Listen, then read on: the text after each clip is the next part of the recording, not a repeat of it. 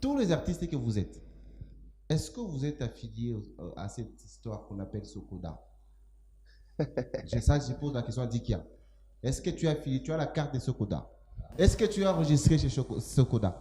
C'était des histoires, c'était billet fou parce qu'il fallait attendre Kinshasa, des histoires comme ça. Bon, c'était long, c'était vraiment long. Je ne suis pas affilié à Sokoda, je suis affilié chez Samro à Djobour. Frère Daniel, vous êtes affilié au Sokoda? Cette histoire, en tout cas, cette histoire, je vous dis qu'il y a à boire à manger. Hein. Oui. J'ai une carte. Oui. Mais vous imaginez que depuis que je suis artiste, ça fait longtemps. Oui. Je ne vois pas pourquoi est-ce que je dois être affilié là. Bon, qui a été payé par Sokoda ici? Qui? Quel artiste? Même une seule fois. Il est bon. Moi, je pense, comme mon frère Daniel, j'essaie un peu de me réserver. Oui. Parce que vous allez voir que même le responsable de Sokoda, s'il est en train de nous suivre, il doit nous excuser. Mais en tant qu'artiste, on doit s'exprimer. Oui. Vraiment, il n'y a pas la vérité dans tout ça. Hein, Sokoda, donc je dois vous avouer qu'avec nos aînés, vraiment, on a des problèmes très sérieux. Alors, vous avez vu que presque tout le monde sur ce plateau sont en train de parler de leur accompagnement.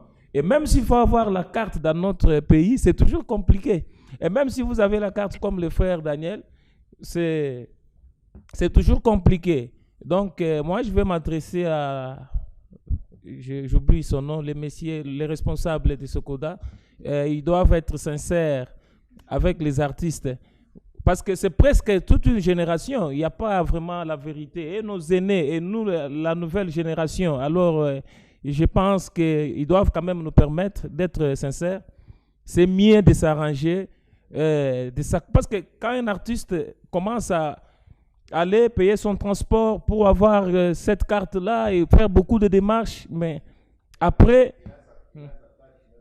La manifestation a beaucoup de tracasseries. Voilà, Finalement, voilà. on a quoi? Ça ne sert à rien. Ça ne sert à rien. C'est pratiquement une occasion aujourd'hui d'en parler, parce que c'est la fête de la musique. Vous devrez quand même porter haut votre voix pour qu'on vous écoute par la Sokoda. C'est chose qui n'a jamais qui n'a jamais été fait jusque-là. Vous comprenez qu'il y a toujours des problèmes dans notre pays, mais vous êtes artiste, vous connaissez la réalité de la musique.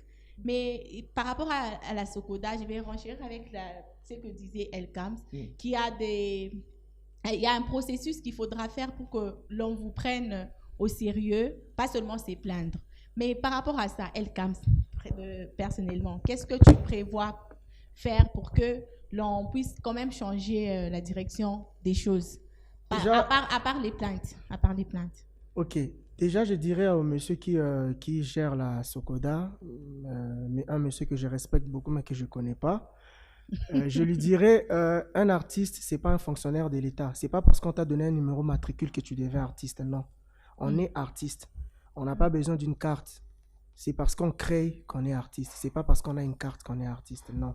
De deux, la moindre des choses, c'est voter un budget, essayer de voir avec le gouvernement, voter un budget pour rendre notre espace. L'artiste, le monde a évolué, on est à l'ère du numérique. Donc, je n'ai pas besoin de vendre CD ou quoi, non. Faites juste en sorte que l'artiste puisse monétiser son travail. Et si l'espace est monétisé, vous n'aurez pas besoin de chercher un artiste. Déjà, dans cette monétisation-là, le pays aura ses droits. Voyez? Voilà pourquoi il y a certains pays qui font vraiment de l'argent, beaucoup d'argent par année, juste en musique. Ils n'ont pas besoin qu'un artiste puisse avoir une carte, non. Par exemple, là, si j'ai un numéro auteur international, ce numéro-là, je l'ai eu comment? Moi, je suis au Congo. Ça nous sent des sens des démarches menées vers des industries. C'est une proposition que Elkams donne à la Sokoda. Yasmine, qu'est-ce que tu dis à la Sokoda? Parce que tu es aussi une artiste. En fait, moi, personnellement, je partage le même avis que la Sokoda. Pour moi, ça ne sert à rien. Parce que personnellement, précaution, juste, voilà. Il faut pas juste pour que nous aussi, tout se débrouiller pour tous avoir carte, tu vois, non. Je vois que Dika est tellement fâché contre la Sokoda. Mais Dika, qu'est-ce que tu reproches personnellement à la Sokoda? Dans notre pays, quand tu pars vers l'État pour que l'État puisse te protéger, c'est quand maintenant tu pars te chercher des problèmes. Moi, je connais un grand frère à moi qui a eu à perdre son contrat parce que la Socoda est allée faire payer les taxes à son sponsor. Soi-disant, normalement, il faut qu'on paye l'artiste. Et la Socoda doit faire ce suivi-là par rapport à si tu as un contrat quelque part. La Socoda doit te suivre. Mais quand d'abord, pour avoir ce contrat-là, tu as fait ça, et puis on part faire payer ton sponsor-là que non, vous utilisez notre artiste et vous devez payer ces $20 000, mais lui, là, c'est un contrat de combien, tu vois?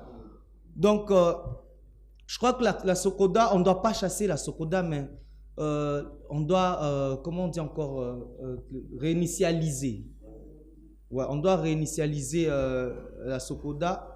Et puis, il y a un truc que les artistes ne savent pas, c'est pas obligatoire d'être affilié à la Socoda. C'est comme, bon, dans mon pays, quand tu veux te protéger, c'est obligatoire. Je sais pas... c'est comme la SONAS, en fait. C'est comme quoi, tu vois. Il y a aussi des quoi, comment on l'appelle encore? C'est quoi? Institut de protection des œuvres d'art, ou bien c'est comme ça?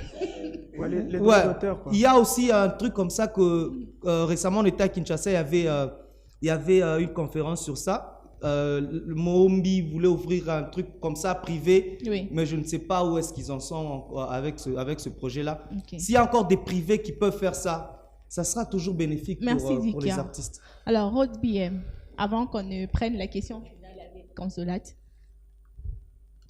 Moi, j'aimerais que Socoda numérise ses actions, que ça ne soit pas matériel, vous voyez. Parce qu'on a YouTube maintenant. Ici, chez nous au Congo, c'est la Socoda qui doit s'occuper des On néglige un peu le numérique ici chez nous. On néglige trop le numérique. Ce sont les artistes eux-mêmes qui se battent pour avoir des plateformes numériques officielles. Si la Socoda devient numérique, monétise notre YouTube, comme ça, les artistes auront leurs droits et la Socoda aussi pourra bien fonctionner. Parce qu'il y a beaucoup d'artistes ici. Comme Dikia l'a dit, ce n'est pas obligé d'être membre de Socoda. Vous savez que toutes les chaînes de télévision payent à la Socoda. Mais les artistes gagnent quoi? Pour les artistes. Oui. Nous ici, nous avons été taxés $2500.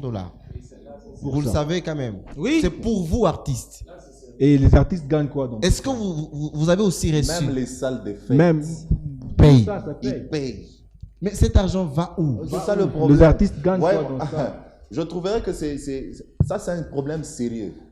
Vous avez les médias et c'est un peu... Moi, je trouve que la première des choses que la Socoda doit faire, oui, ou le ministère de Culture et Arts doit faire, c'est réunir d'abord tous les musiciens. Moi, je peux poser la question ici. Peut-être tout le monde ne connaît même pas le bureau de Socoda. Ouais. Donc, on a un sérieux problème ici, c'est que on nous parle des institutions, d'une institution qui existe, mais on ne sait pas c'est où, c'est quoi, ça fait quoi, pourquoi s'affilier. Parce que de toutes les façons, nous devons avoir des objectifs. Oui. Pourquoi est-ce que nous devons nous affilier? Qu'est-ce que nous gagnons? Ou bien c'est seulement avoir une carte. Normalement, si tu as cette carte, tu as la facilité de même de passer à la frontière ici. On ne va pas te couper les cheveux. Oui.